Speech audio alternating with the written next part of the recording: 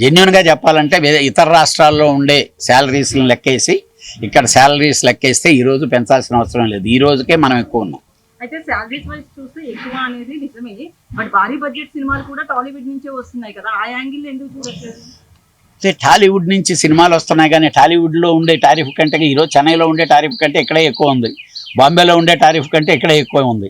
అయినా మనం ఒక సిస్టమ్ అయ్యాం కాబట్టి ఈరోజు ప్రొడ్యూసర్లు మనం ఏం చెప్తున్నామంటే ఇంకా అది వదిలేయండి, మెడ్రాస్లో ఎక్కువ ఉందా తక్కువ ఉందా, కేరళలో ఎక్కువ ఉందా తక్కువ ఉందా, బాంబేలో ఎక్కువ, ఇక్కడ ఏదో ఉంది కాబట్టి వర్కర్లను చేసి మన వర్కర్లను మనం చూసుకోవాలి. ఎందుకంటే బాంబే వాళ్ళతో కాదు కదా మనం పనిచేస్తుండేది, బాంబే వాళ్ళు లేకపోతే తమిళనాడు వాళ్ళు కేరళ వాళ్ళు వచ్చి పనిచేసేది మ్యాక్సిమం ఉంటే 10% ఉంటుంది, 15% ఉంటుంది. అది అంతకంటే చిరంజీవి గారు కూడా ఒక నిర్మాతే కదా, ఆయన మాటల్లో మీకు ఎవరి పక్షాన్ని నిలబడ్డట్లు అర్థమైంది? ఆయన ఇద్దరూ బాగుండాలని కోరుకుంటున్నారండి. ఇప్పుడు ప్రొడ్యూసర్ అనే వ్యక్తి చిరంజీవి గారు ప్రొడ్యూసరే కానీ నిజంగా వర్కర్కి కానీ ఇబ్బంది జరుగుతుంటే చిరంజీవి గారు ఏమంటారంటే సర్లే మనం కొంచెం మనం బద్దం తగ్గించుకుందాం, వాళ్ళని బాగా చూసుకుందాం అనే చెప్తారు.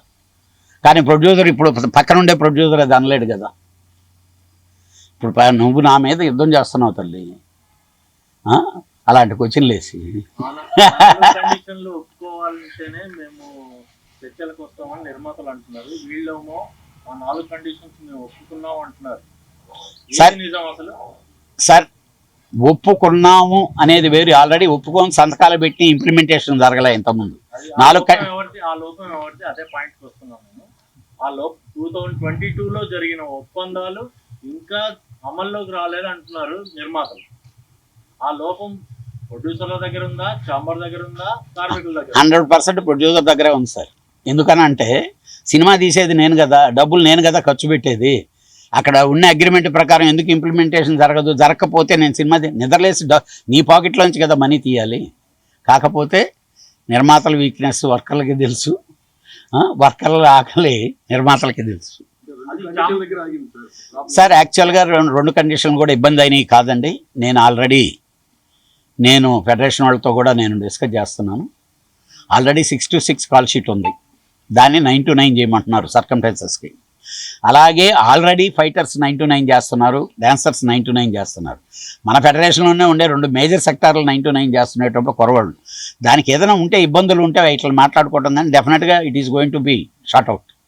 అలాగే సండేస్ మ్యాటర్ ఉంది, it is a easiest condition అన్నీ.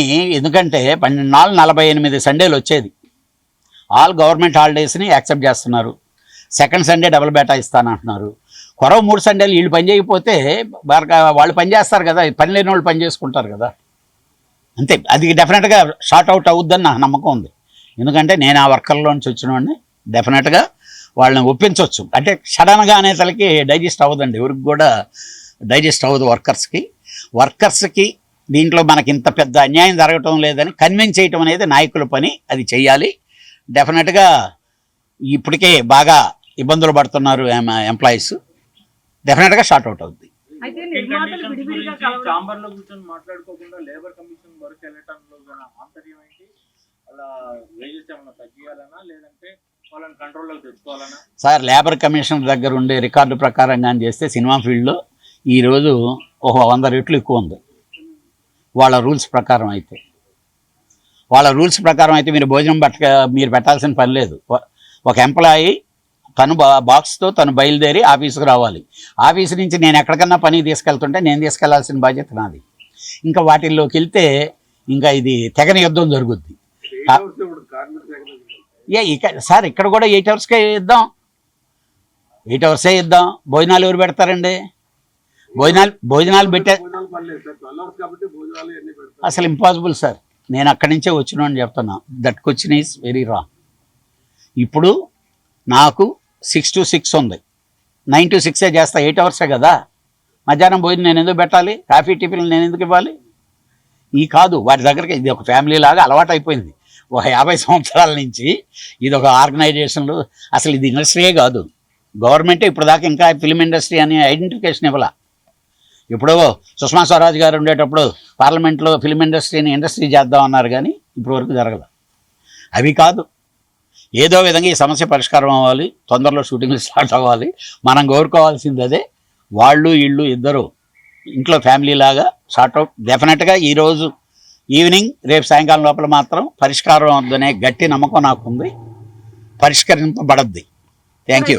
యూనిటీ అనేది నిర్మాతల్లో లేదన్నట్లు వినిపిస్తుంది. ఎందుకంటే ఈవినింగ్ నటి కుమార్ బ్యాచ్ కలవడానికి వస్తున్నారు, ఇప్పుడు మీరు వచ్చారు, పెద్ద నిర్మాతలు తెలియదు. సో నిర్మాతలు బ్యాచ్లుగా ఎందుకు కలుస్తున్నారు? ఎవరు నమ్ము చిరంజీవి గారు చిరంజీవి గారిని మేము కలవటానికి ఎప్పుడైనా వెళ్ళొచ్చు, ఎప్పుడైనా రావచ్చు. అదేమి ఇది కాదు కదా, అసలు అది కానే కాదు. వాళ్ళు అడిగారు, ఆయన ఇప్పుడు మిమ్మల్ని కలవాలి సార్ అన్నారు. పెద్ద దిక్కుగా ఆయనకి చెప్పుకుందామని చెప్పి వాళ్ళకు ఉండే సమస్యలు ఏదైనా ఉంటే చెప్దామనేది తప్పితే దీంట్లో చిన్న ప్రొడ్యూసర్కి పెద్ద ప్రొడ్యూసర్కి యూనిటీ ఎప్పుడు ఉండదమ్మా. నేను ఇంకోటి చెప్తున్నా, ఈరోజు ఈ సంవత్సరం 300 సినిమాలు జరిగితే దాంట్లో 60 సినిమాలే పెద్ద సినిమాలు. కావాలంటే మీరు లిస్టు తీసుకోండి. 240 సినిమాలు ఈరోజు చెప్పే చిన్న నిర్మాతలు ఇది అనేవాళ్ళు ఎవరన్నా కూడా వాళ్ళు ఎవరు కూడా ఉండరు. ఆ కంటిన్యూషన్లో ఇక్కడ రన్నింగ్లో ఉండేవాళ్ళు 10-15 మంది తప్పితే వేరే ఎవరూ లేరు.